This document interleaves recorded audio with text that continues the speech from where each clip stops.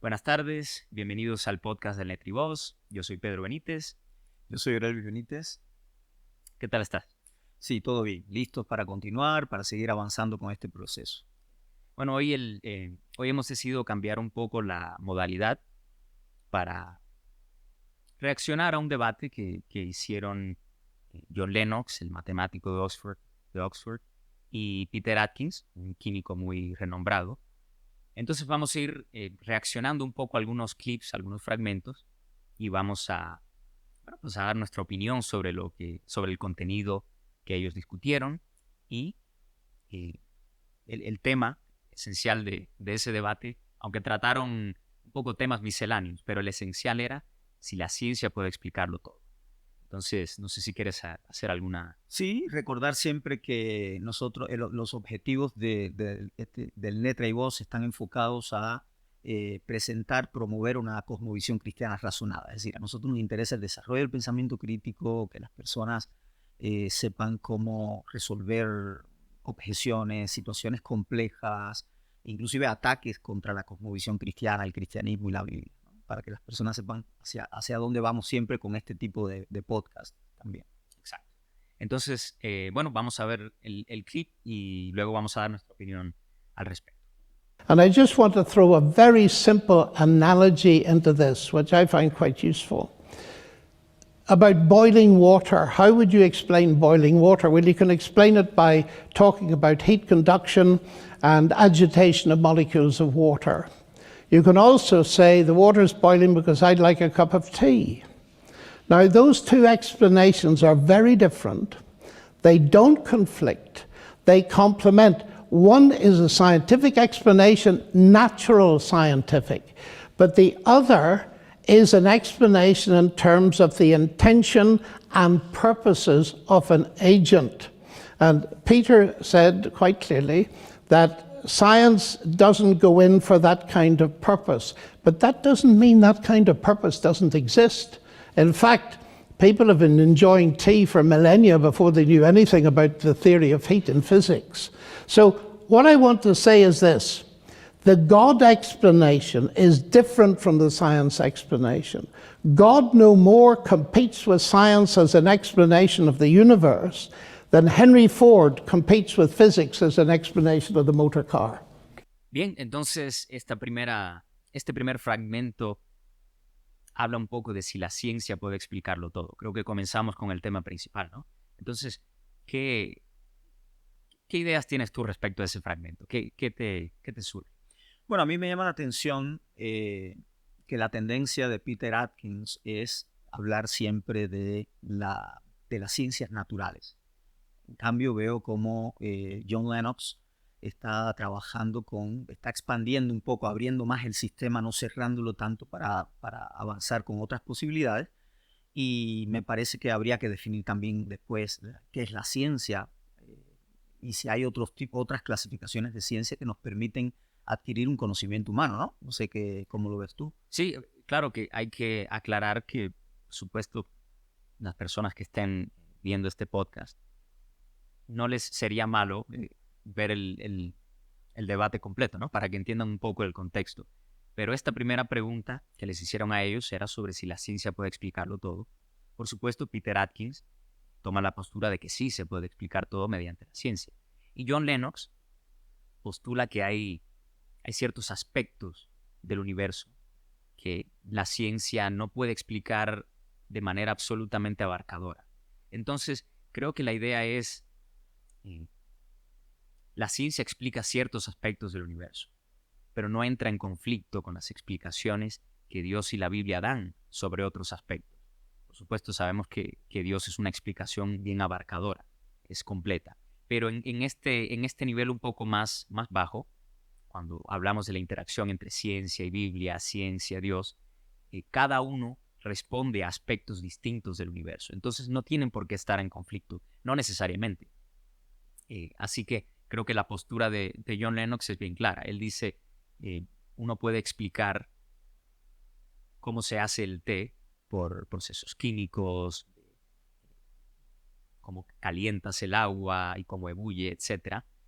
Y también puedes explicarlo con el propósito que yo le he dado. o que alguien más le ha dado, que es tomarse un té y descansar en la tarde o algo semejante, ¿no? Entonces, esas dos explicaciones no están en conflicto. Una explica la parte técnica o la parte Natural, natural. material. Y la otra explica el aspecto del propósito. Son perspectivas un poco distintas que explican el universo sin anularse. Pero ambas son válidas.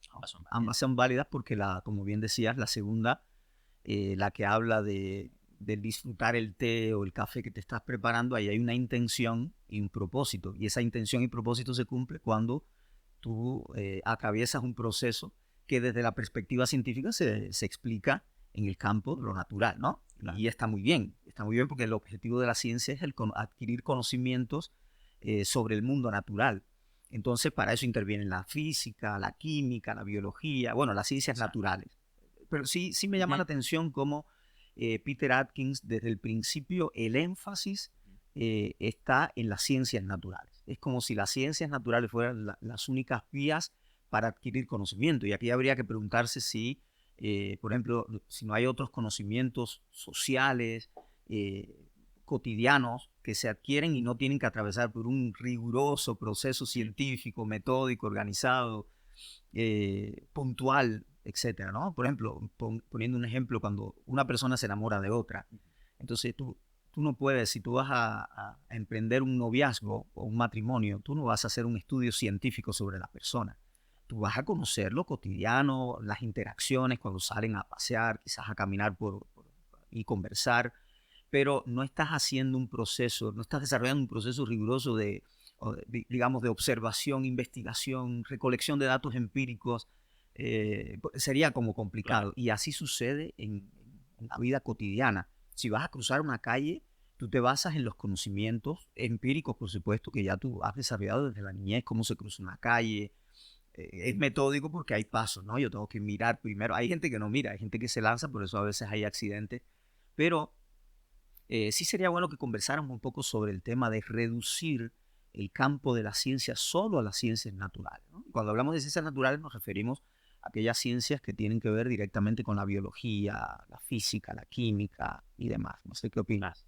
Sí, claro. Por supuesto, hay otras disciplinas que procuran explicar ciertos aspectos del universo. Por ejemplo, la historia, mediante las fuentes, intenta reconstruir el pasado tan bien como pueda, por supuesto. Ahí entra también la arqueología, que tiene muchos tecnicismos. Entonces, claro que no se reduce todo conocimiento a química o física. Creo que hay ciertos niveles explicativos que cada cosa te puede dar. La historia te explica el pasado, o procura hacerlo, de un modo... bueno, es un modo complejo porque hay que ver lo que dicen las fuentes. Cuando no tienes fuentes, hay que ver lo que la arqueología te puede indicar. Entonces, es un poco distinto de examinar una célula que lo tienes enfrente y que de forma general tienes todas sus características disponibles, puedes hacer experimentos con ella. Entonces, es complejo el asunto de explicar el universo, ¿no? Entonces, creo que así podemos resumir bien el... Sí. Por ejemplo, bueno, para eso hay que estudiar algunos filósofos de la ciencia, ¿no? Algunos epistemólogos que son famosos. Uno que las personas conocen mucho en América Latina, Mario Bunge, ¿no? El famoso físico argentino, epistemólogo también, que en varios momentos ha clasificado la ciencia. Yo acá tengo un libro de metodología de la investigación total, cuantitativa, cualitativa, y bueno, mencionan una clasificación, claro, básica. Por ejemplo, el texto dice: si esto es así, llegará a la universidad sin dificultades y deberá escoger una profesión acorde con su vocación, sea en las ciencias naturales, en las ciencias formales, que en este caso aquí no lo dice, pero en ese caso son las matemáticas, la lógica, las ciencias sociales, que ahí entra lo que tú has mencionado, ¿no? La historia, la arqueología, la antropología, las humanísticas, ciencias sociales humanísticas, las ciencias aplicadas, medicina, enfermería y otras más, y las ciencias y las tecnológicas. Entonces, es evidente que para que avance un proceso de debate como el que Peter Atkins y John Lennox están teniendo, hay que abrir un poco el sistema, no cerrarlo tanto y limitarlo, porque puedes caer también en un paradigma materialista, por ejemplo, naturalista, que te esté cerrando las puertas para adquirir otros conocimientos, ¿no? Y recuerda que por ejemplo, algunas de las ramas de la filosofía, que aquí entra la filosofía, que para nosotros es tan importante, ¿no? La valoramos mucho, como es el tema de la metafísica, el estudio de las últimas cosas, de estas realidades, y también está la epistemología, que, bueno, en el mundo depende, ¿no? Es complejo definirla ahora porque no es el objetivo, pero sí creo que plantearse preguntas importantes y que sean significativas también nos va a ayudar a, digamos, a avanzar en este proceso. Science deals with real questions. Science deals with questions for which there is evidence. So, whereas a typical religious question might be, what is the purpose of the universe? Science can dismiss that as an irrelevant question. There is no evidence that there is any purpose in the universe. In fact, I think it rather wonderful that this extraordinary collection of galaxies is just hanging there, totally without any purpose whatsoever. I think that's rather grand, frankly, and rather inspiring. So when you ask questions for which there is no evidence, such as that one, what is the purpose of the universe, what is the nature of the afterlife, and all that sort of thing. Science need not trouble to try to answer them because they're nonsense questions. Bien, entonces, esta parte entra un poco en el asunto de las preguntas que son válidas y las que son inválidas. Peter Atkins postula que hay preguntas absurdas o que no son necesarias porque no hay evidencias para ello. Pero creo que sería importante postular que uno hace preguntas para recibir una cierta respuesta. Entonces, por ejemplo, cuando un investigador se plantea un problema o una pregunta, es para, mediante una investigación, obtener una respuesta y luego sacar conclusiones. Entonces, por supuesto, entendemos que Peter Atkins esencialmente él presupone la conclusión de que son absurdas las preguntas como ¿qué propósito tiene el universo o la vida? Porque desde su perspectiva la ciencia ha anulado ese tipo de explicaciones. Sin embargo, creo que no veo por qué hacer una pregunta de una naturaleza distinta a la química, a la física.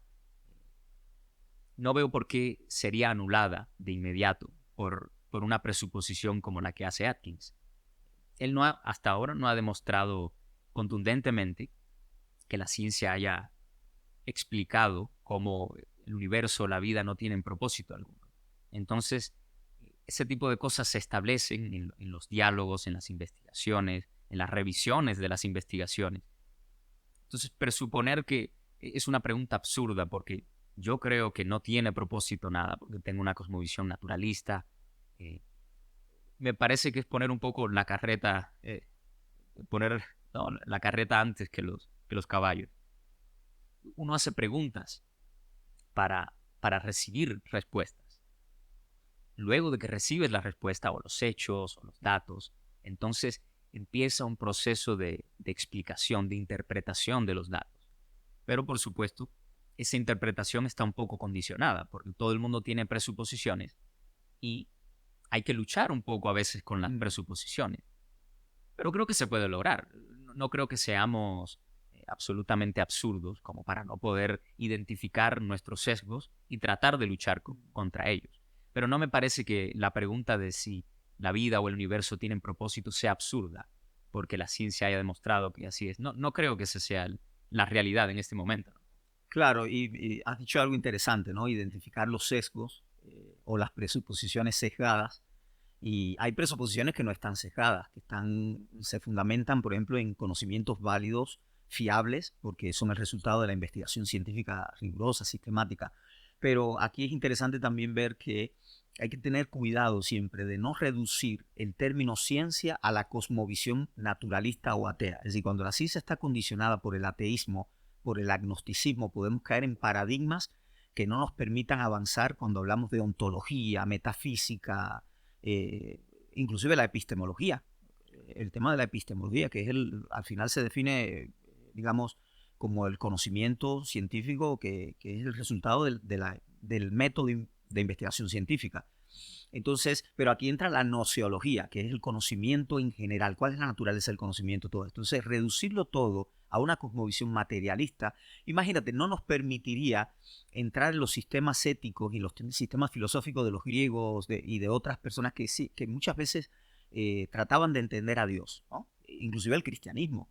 Si vamos a definir la ciencia así, entonces desde el cristianismo tendríamos que anular el cristianismo. Claro. Y no nos permitiría saber nada sobre Dios, sobre un Dios que se ha revelado a través de algo que en otro momento lo vamos a investigar, ¿no? Y sí, bueno, y para terminar esta parte, anularía también la filosofía, que creo, me parece, según entiendo y he visto a Peter Atkins en otras ocasiones, cree que la filosofía es esencialmente innecesaria o inútil. Entonces, tener esa perspectiva un poco más rígida anularía muchos campos del conocimiento y de la investigación y de la reflexión humana. Entonces, creo que en ese sentido no estamos tan de acuerdo con la postura de Atkins, ¿no? Creo que son válidas las preguntas de propósito, preguntas no técnicas o no científicas en la manera estricta de las ciencias naturales, ¿no? Creo que por ahí... No, y solo para cerrar antes de terminar, en este debate específicamente, él dice que los científicos son positivos y que los filósofos son negativos. Él ahí tiene una expresión así. Entonces hay que tener cuidado con eso. Hay muchos sistemas filosóficos y el filósofo lo que se hace es plantear preguntas. Inclusive el filósofo es capaz de reflexionar, hacer una introspección sobre mi propio sistema, a ver si estoy equivocado, ¿no? La ciencia debería hacerlo también, ¿no? Entonces debemos tener cuidado de no dividir, sino sumar para ver cómo nos complementamos, y los estudios se hacen interdisciplinarios en ese sentido. If there was a creation, then presumably the something that we now experience was preceded by the absence of something. And I presume that we can call the absence of something or the absence of anything nothing.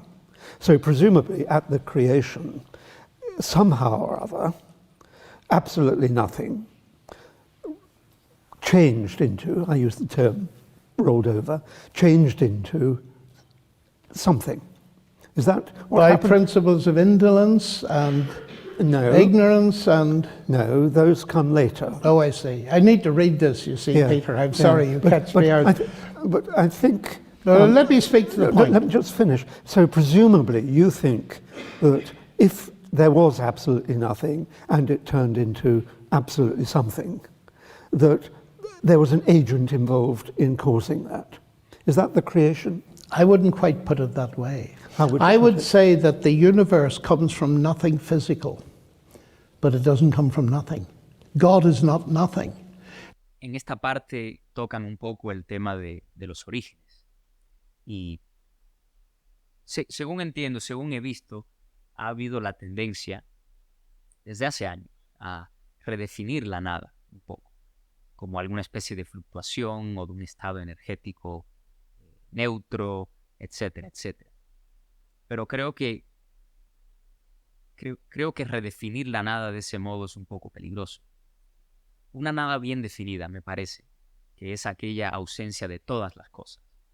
Entonces, postular que de la nada absoluta, por un misterio casi mágico, la nada se convirtió en todas las cosas que existen, sin ningún tipo de causa trascendente.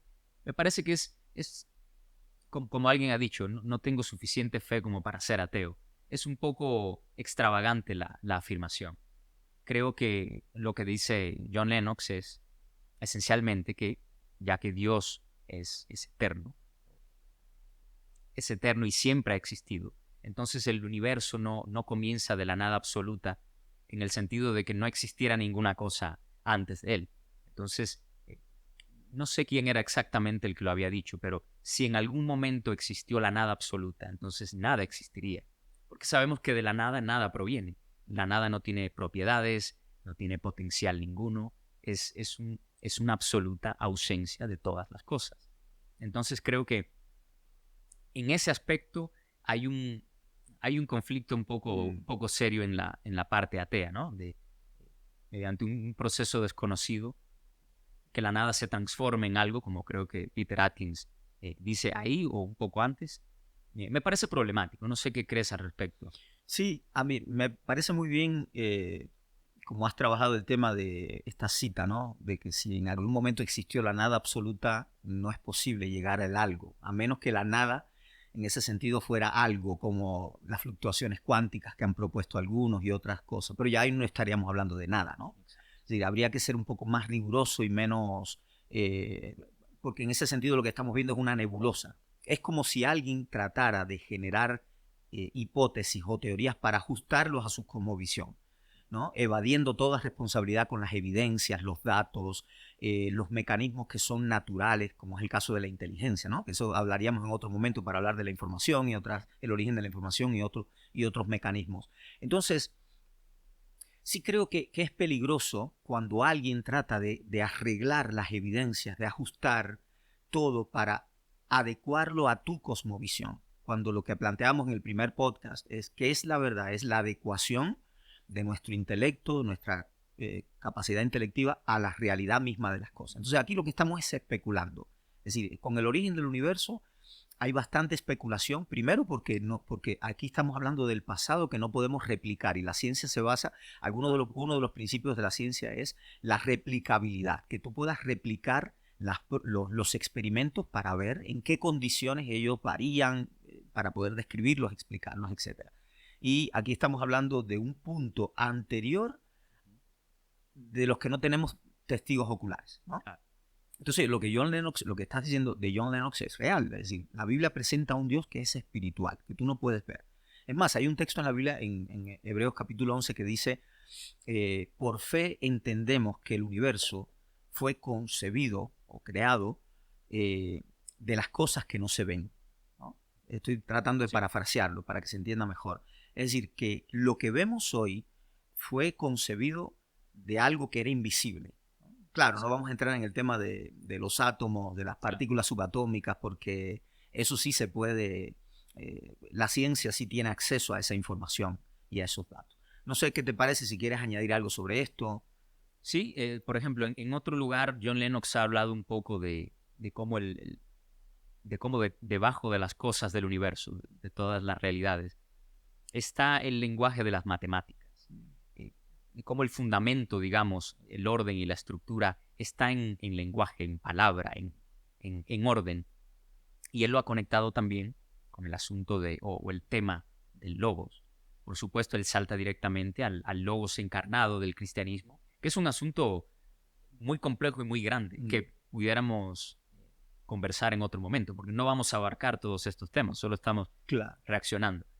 Pero es interesante cómo mediante las matemáticas se puede describir todos los procesos del universo de mayor o menor manera.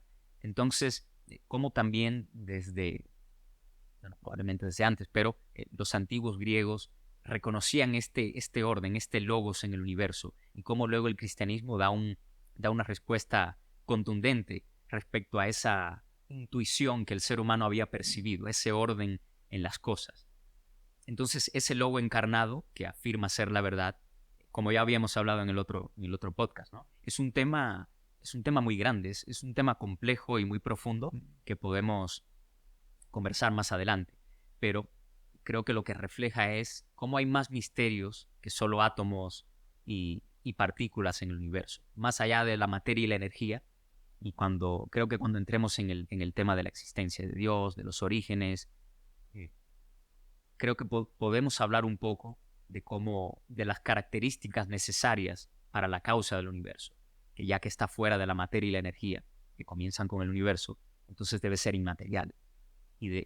Ya que el universo es complejo y muy grande, entonces debe ser una causa inteligente y poderosa, etcétera, etcétera. Entonces, me parece que este asunto de la nada convirtiéndose en todas las cosas es complejo. Creo que cuando tratemos el asunto de la existencia de Dios, el tema de los orígenes, ahí vamos a tocar un poco más profundamente el tema, ¿no?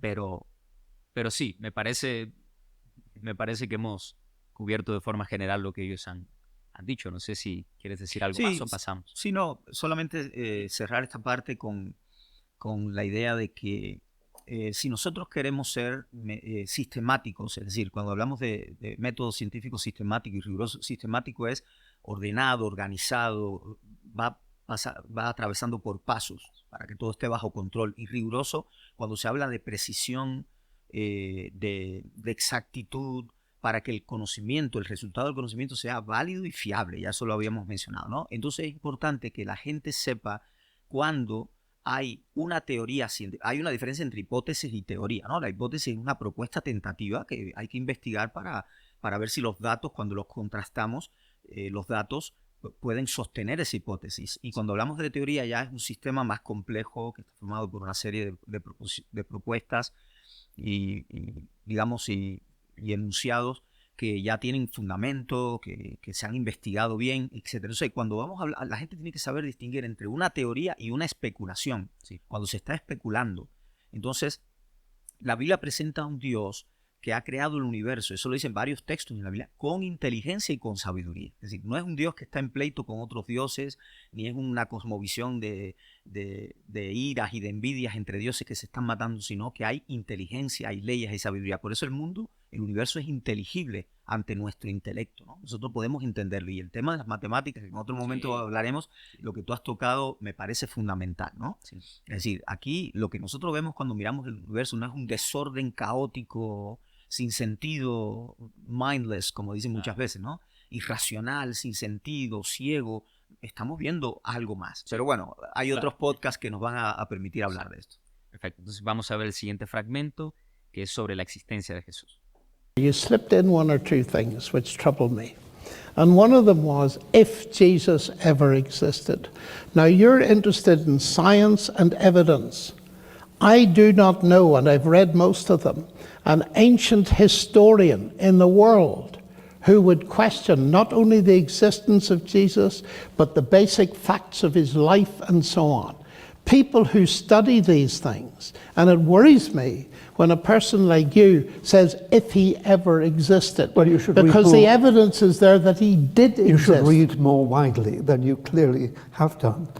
I mean, there's plenty of scholars who've questioned the historical existence. And if I might say so, Richard Dawkins quoted one of them.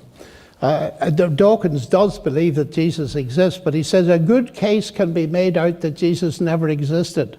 And he mentions Professor Wells of London. He didn't tell anybody that this is a professor of German, not an ancient historian. En esta parte creo que ellos examinan un tema que nosotros tenemos, en el que tenemos mucho interés, ¿no? Que es la existencia de Jesús. Por supuesto, siempre va a haber personas que postulan dudas sobre la existencia de algún personaje histórico.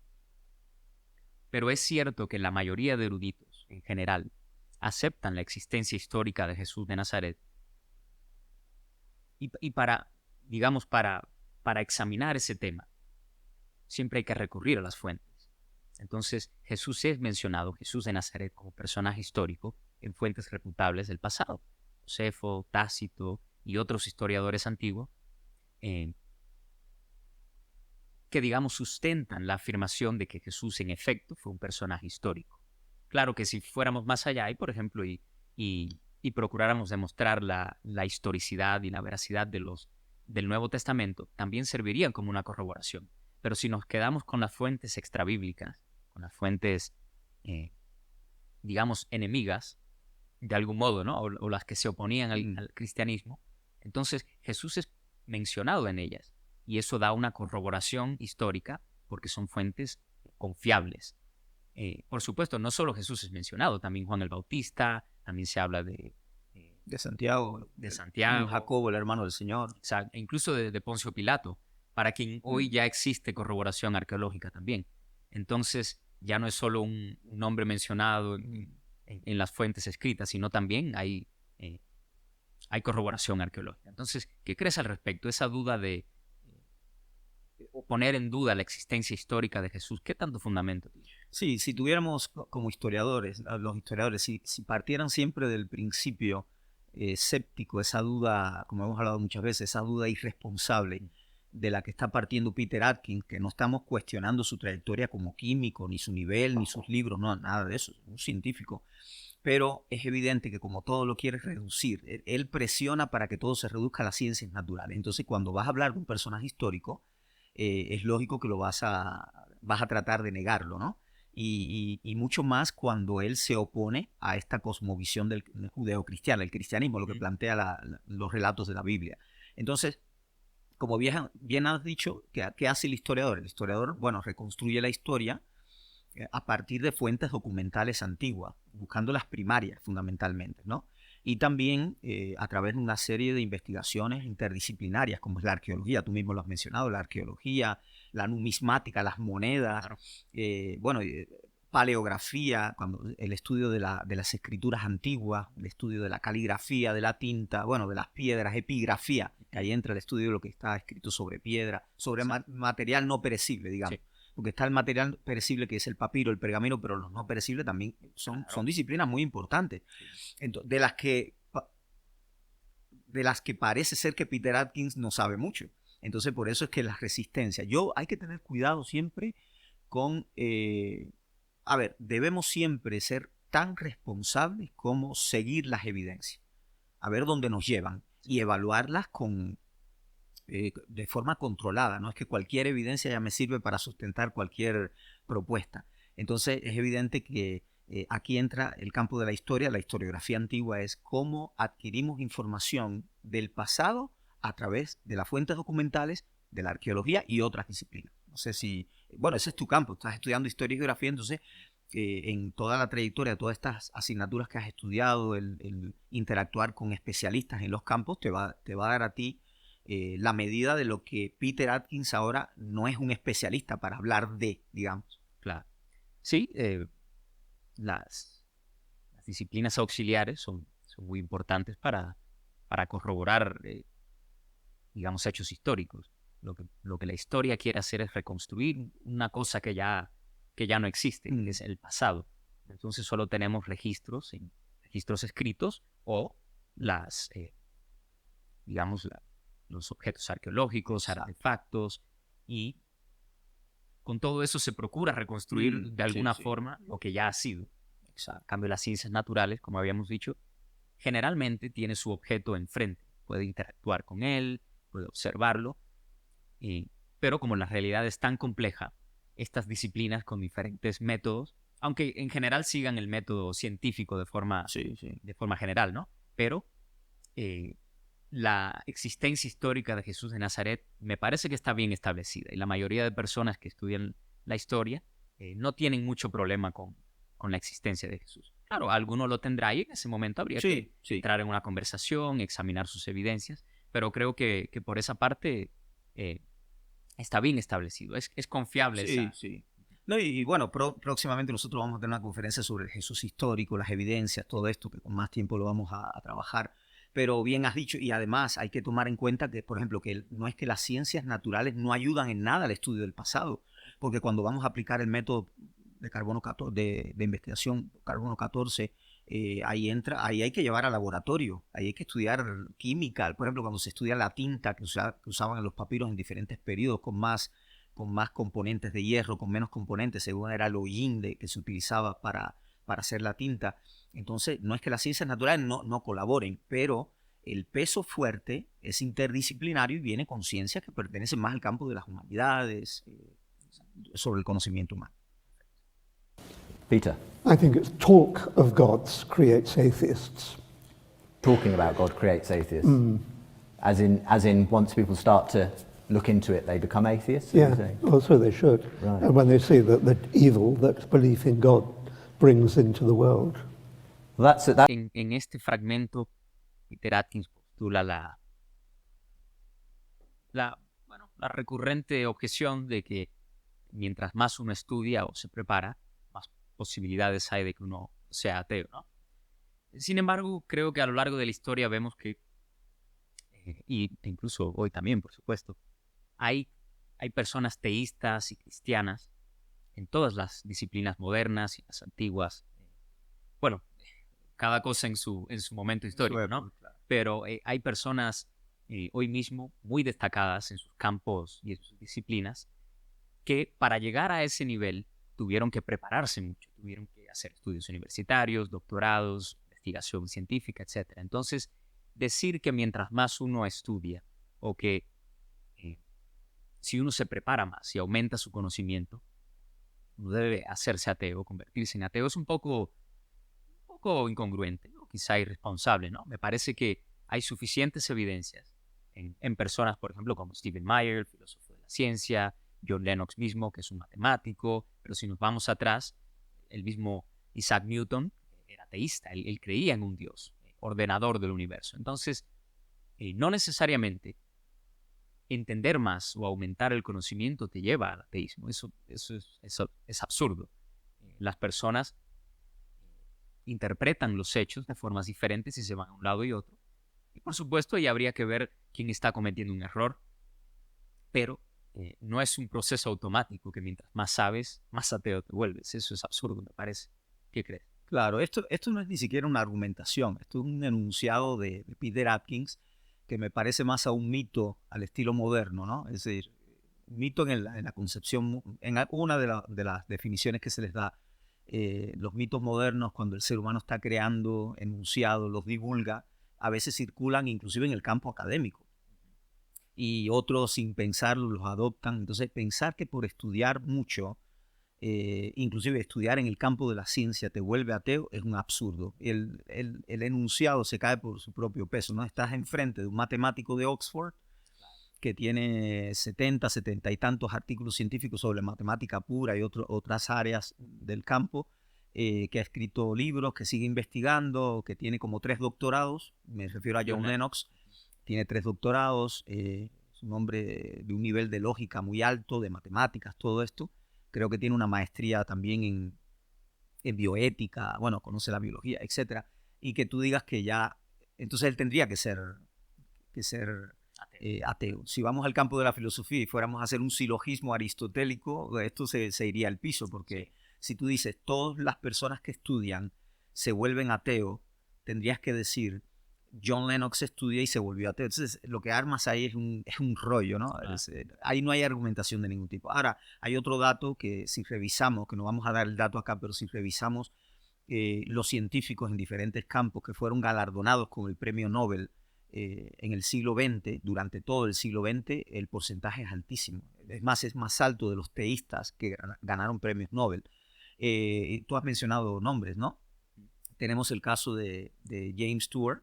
Claro, no nos referimos a que estos específicos han obtenido premios Nobel, sino Ah, en no, general, claro, exacto. Pero Sí, estos sí. son destacados. Estos son general, destacados, muy destacados. Son personas, como bien has dicho, tienen doctorados, tienen mucha investigación, han escrito libros, artículos científicos.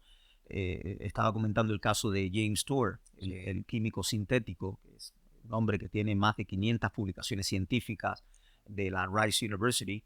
Y en serio, es un absurdo. Creo que esto, una persona que se respete no debería hacer ese tipo de afirmaciones en un debate donde lo están viendo miles de personas. Y bueno, la lista no daría para mencionar, en una hora, para mencionar la cantidad de biólogos que hemos conocido por años y años investigando detrás del campo de la ciencia y los debates, que son cristianos, otros son teístas y así sería. Y para un poco ir cerrando ya el podcast de hoy, quizás si pudiéramos tratar 2 asuntos de manera muy general. Uno es el tipo de actitud que deberíamos tener frente a una conversación civilizada, por supuesto, pero con oponentes. ¿Qué tipo de actitud debería caracterizarnos? Y lo segundo es un poco concluir con la naturaleza de la ciencia, cuál es nuestra perspectiva al respecto. Entonces, ¿qué crees un poco de lo de la actitud y la Sí, ciencia? me parece un tema muy importante. La actitud, por ejemplo, hay muchos científicos, yo he escuchado científicos, teólogos, biblistas que dicen no me gusta debatir. Y dicen no me gusta debatir porque lo que se va a pelear, lo que va a ofenderse unos a otros, hay un montón de falacias lógicas que confluyen al mismo tiempo, etcétera. Entonces, otros prefieren dar conferencias nada más, estar tranquilos, y hay que respetar esa actitud. Hay personas que no quieren entrar en querellas porque al final lo que estamos viendo es una actitud pesada en el sentido negativa. Estás ofendiendo al oponente todo el tiempo. Por ejemplo, Peter Atkins se ve muchas veces cuando John Lennox está hablando, hace gestos de hastío, ¿no? Gestos de hastío, de burla, de alguna manera, aunque siempre está parco, serio. y otras veces diciendo que esto es nonsense o que no tiene sentido lo que estás diciendo, que son preguntas, digamos, tontas, ¿no? Sí. Entonces, qué bien la actitud de John Lennox. No estamos sesgados a ir a favor del no. Estamos analizando bien, con rigor, puntualmente las cosas. Y John Lennox, con esa paciencia que lo caracteriza, un catedrático, paciente, dialogante, que es riguroso en su pensamiento, tiene un alto nivel de lógica, pero se da a respetar. ¿Cómo? No pierde la paciencia, no... Entonces yo creo que hay que ser primero pacientes, escuchar a las personas, ser amables, empáticos, no usar falacias lógicas atacando al ser humano, burlándose de las personas. No sé qué te parece, si quieres añadir algunas otras. Claro, esto es un caso muy específico. No es que todo oponente al Exacto. cristianismo se comporte un poco así. Mm. Pero, bueno, Peter Atkins es relativamente notorio por, bueno, impacientarse un poco, y creemos que se puede hacer ligeramente mejor, Un ¿no? mejor papel. Un poco, sí. Sí. Por lo demás, creo que para finalizar, de modo general, hemos visto cómo parece haber aspectos de la realidad que la ciencia explica muy bien, pero que no anulan la necesidad de una explicación mayor, que es lo que nosotros postulamos que hace Dios y la Escritura. Entonces, ninguna de las dos se anula, no tendrían por qué anularse. Claro que casos específicos tendríamos que examinar bien qué evidencias hay para cada cosa, etc. Pero de forma general nos parece que la ciencia explica lo que lo que está dentro de sus límites, lo que procura explicar y lo que es de acuerdo a su método. Y no anula la necesidad de una explicación un poco más de propósito, de los orígenes de la realidad, un poco más trascendente, digamos, ¿no? ¿Te parece? Sí, a mí me parece bien. Por ejemplo, nosotros estamos a favor de la ciencia, del método científico que es riguroso, todo lo que hemos hablado. A ver, entiéndase ciencia como un proceso, un método sistemático y riguroso de investigación, estudio y adquisición de conocimientos sobre el mundo natural. Y esto se hace a través de la observación, digamos, la experimentación y el análisis, ¿no? Entonces, ¿qué implica todo esto? Lo que hemos visto durante el debate o la reacción al debate. Esto implica la formulación de preguntas, implica la recolección de datos empíricos, el desarrollo de teorías y modelos explicativos y la realización de pruebas, experimentos que permitan validar o refutar la hipótesis, ¿no? Entonces la ciencia se basa sobre principios como la objetividad. Ya hemos hablado de esto desde el primer podcast. Lo objetivo, lo que está afuera, independientemente de mi conciencia. La replicabilidad, que tú lo mencionaste también, ¿no? La experimentación requiere que el fenómeno o el experimento se realice en diferentes laboratorios, en diferentes momentos, para ver las condiciones del fenómeno, etc. Y también la revisión por pares, que es fundamental en la ciencia. Todos estos principios contribuyen a que el conocimiento o los resultados de la investigación sean fiables y válidos. Nosotros estamos de acuerdo con eso. Nosotros con lo que no estamos, bueno, yo no estoy de acuerdo, por ejemplo, y creo que tú lo has manifestado claramente, es que se reduzca el conocimiento o los resultados de la investigación solo a un paradigma materialista, naturalista, ateo, condicionado por esta actitud. Y ahí lo estamos viendo en Peter Atkins, que no es el primero. Recuerda que Richard Dawkins, creo que fue también en un debate con John Lennox. Él se puso a hablar de historia y John Lennox tuvo que corregirlo, es decir, sobre el Jesús histórico. Si no eres un experto en este campo, hay que tener cautela a la hora de hacer enunciados tan atrevidos como estos de que probablemente o que no existió o que no es un personaje histórico. Bueno, me parece que va por ahí. Claro, sí. Bueno, creo que entonces por ahí podemos dejarlo, ¿no? Parece que ha sido un debate bastante interesante. A mí me gustan estos debates, he escuchado muchos de ellos. Entonces, nos parece importante ver lo que se ha dicho, cómo han interactuado estas cosmovisiones, por ejemplo, la cosmovisión más naturalista, con la ateísta, cómo se han enfrentado y dar nuestra opinión. Así vamos haciendo, me parece. Así es. Y nuestras opiniones o nuestras perspectivas también son perfectibles, ¿no? Nosotros vamos corrigiendo, vamos evaluando las evidencias, los procesos, por lo menos mantener siempre los procesos controlados por la lógica formal, que nosotros sepamos que cuando nos aproximamos a una realidad o a la realidad, lo estamos haciendo de manera adecuada. Eso es lo que nos importa y de paso estamos presentando una cosmovisión cristiana razonable. Así que la gente sepa que se puede aproximar a la cosmovisión cristiana, que es un proceso racional, no es un proceso absurdo o irracional, que es lo que más nos preocupa. Exacto. Bueno, entonces, muchas gracias por acompañarnos y nos vemos la siguiente. Sí, solamente recordar que se suscriban al canal, que activen la campana para que les lleguen las notificaciones cuando subimos los podcasts, los videos, y bueno, que hagan comentarios también, porque eso nos va a ayudar bastante a que YouTube, digamos, recomiende quizás el programa y el canal.